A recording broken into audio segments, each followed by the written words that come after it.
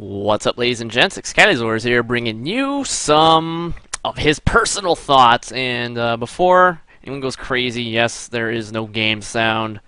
I actually tried to do this live commentary style, and I should have known better because this is way too chaotic, and I got sidetracked a few too many times. So I figured I'd just do a post-game commentary, as much as I hate doing those. But this is something I really want to talk about, and something that's been bugging me for a while now, and it's about PC gaming. And for those of you who don't know, I actually got a fancy new PC about a month and a half ago, and I've been, getting slowly getting back into PC gaming. And the last two games that I've bought on PC have been pain in the asses. First one being Deus Ex. I mean, how's this for fucked up?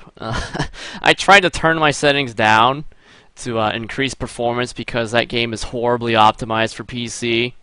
And this is not just something on my end. My computer is great. It's only, like I said, it's only a month and a half old, and it's getting frame rate drops, which it should not be. I mean, I can play. Hell, I was playing this World at War at 90 frames per second.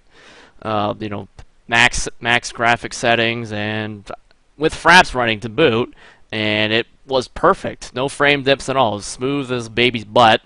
But Deus Ex, nope, won't happen. And I try to turn my settings down, and the game says I can't run it anymore. And like, how fucked up is I'm trying to turn the settings down, and the game is telling me that I can't do it because my computer can't support it. I mean, I don't know. And this is not a problem unique to me. I mean, you can search any Deus Ex PC forums, or Deus Ex, or as I am going to call it, Dos Equis. My problems are hardly unique. Multiple people have different problems with it because it's PC. One solution for one guy is not the solution for another person.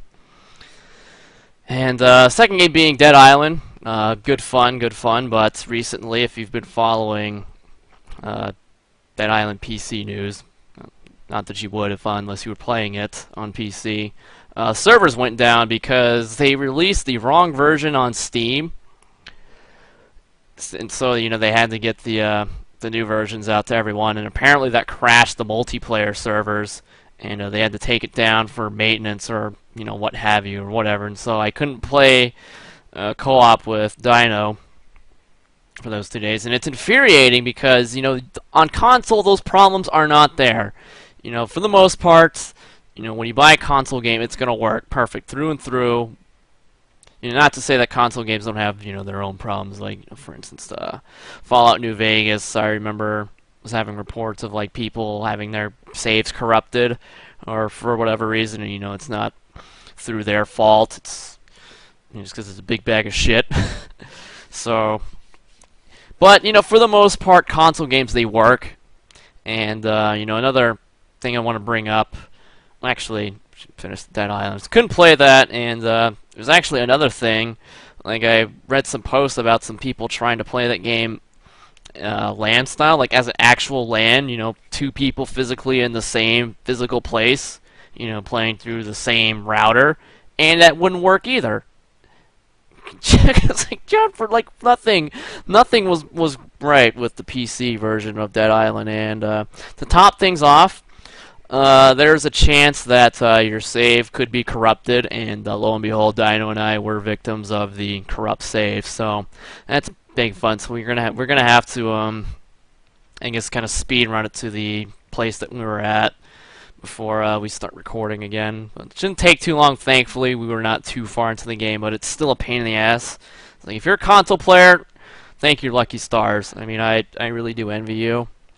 And I know some of you are thinking like, wait, don't you have consoles too? You have everything. So what's the problem? It's just I don't know. I am a PC gamer at heart. I love PC gaming. I love the mouse and keyboard.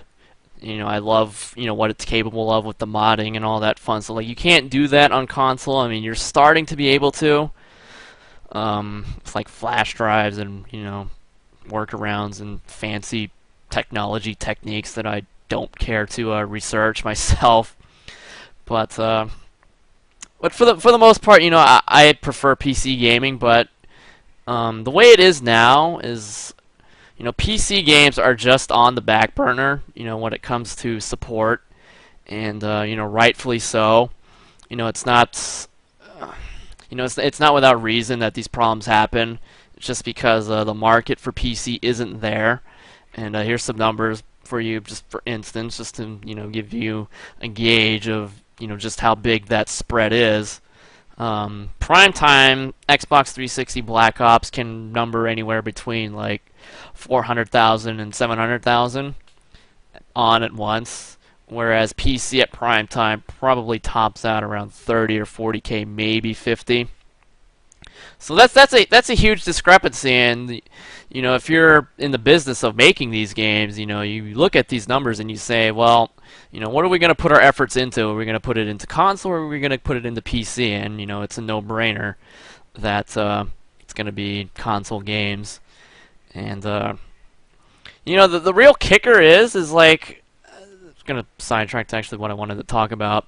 First of all, was even on PC games, it's still a clusterfuck because Call of Duty, for instance, I would definitely not mind playing this on PC. Mouse and keyboard, first-person shooter, it's a no-brainer. It's amazing. For instance, another comparison here: Monday Night Combat console and Monday Night Combat PC. Compare those two videos, and I guarantee, you'll see a much better player when I'm on PC. Not to mention that the game actually runs a little bit better, though. Actually, what I just told you, that really is not the case most of the time. But consoles are only capable of so much. They can only handle so much. They're pretty weak compared to PCs.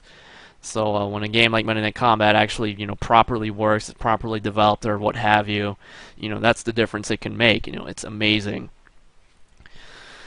But with Call of Duty, I'm sitting here playing Team Deathmatch on Courtyard with a 500 kill limit, which doesn't sound bad. Small maps on Call of Duty are very popular. Your shipments, your rusts, your courtyards, your nuke towns. Some of the most popular maps ever made in the Call of Duty franchise. And I'm playing it 15v15 right now. This server tops out at 40 people, and it doesn't take a genius to know that this map is not meant for that many people. And I'm not playing on this server, because I'm an idiot. Not complaining for no reason whatsoever. This is one of the only active servers that I ping decently to, and I think last I checked there were actually no proper 6v6 or even 9v9. They just don't exist, and even if they are there, they're empty. All the people are in these big servers, and I have a hard time understanding why that is because playing like this, there really is no tact. For some odd reason I managed to do well.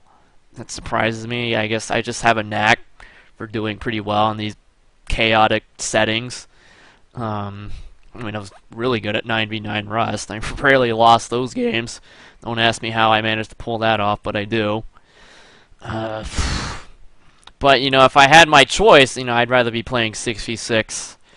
Or not. I actually would settle for 9v9 on World at War because these maps are a little big, but not Courtyard. 6v6 Courtyard would be an ideal number. But with PC gaming, these people just love these big, gigantic servers, and I cannot understand why. And this has been like that for ever since I started PC gaming with Battlefield 1942, where if you load that game up now, the only populated servers are servers that are 32v32, and that's a fucking nightmare. It's a clusterfuck. It's annoying. There's grenades everywhere. The grenades are worse than Frag 3 in Call of Duty 4, and that is not an exaggeration. So you've got 32 people on each side just throwing grenades in the air, ramming each other. It's like, if I could give you an analogy, the best way to put it would be like, the Russian way of fighting war. Just slamming guy after guy after guy into, it's just pretty much just zerging, more or less. And, except that the people that the Russians are fighting are doing it back, so it's just a big giant clusterfuck. And I just don't see the fun in it. I guess you could say there is the beauty and chaos. Some people like that. I do okay. I'm not loathing. I didn't loathe the game I had just played. I did loathe the game after because my team sucked. Got my shit pushed in, sort of. I still did pretty well, but not well by my standards. But whatever. So I just like if you're on console, like I'm wondering. My question to you is: would you be interested in like playing, bigger games on console, like your 32v32s or whatever? And if you're on PC, um, would you much prefer to play, proper sizing, you 6v6 nuke towns or courtyards or just proper size game modes? That's pretty much what I'm getting at.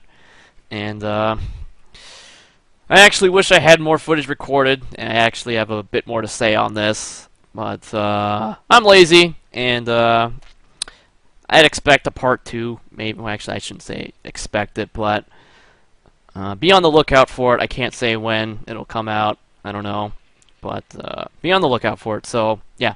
Thanks for watching. Hope you enjoyed it, and be sure to give me your thoughts. So, peace out.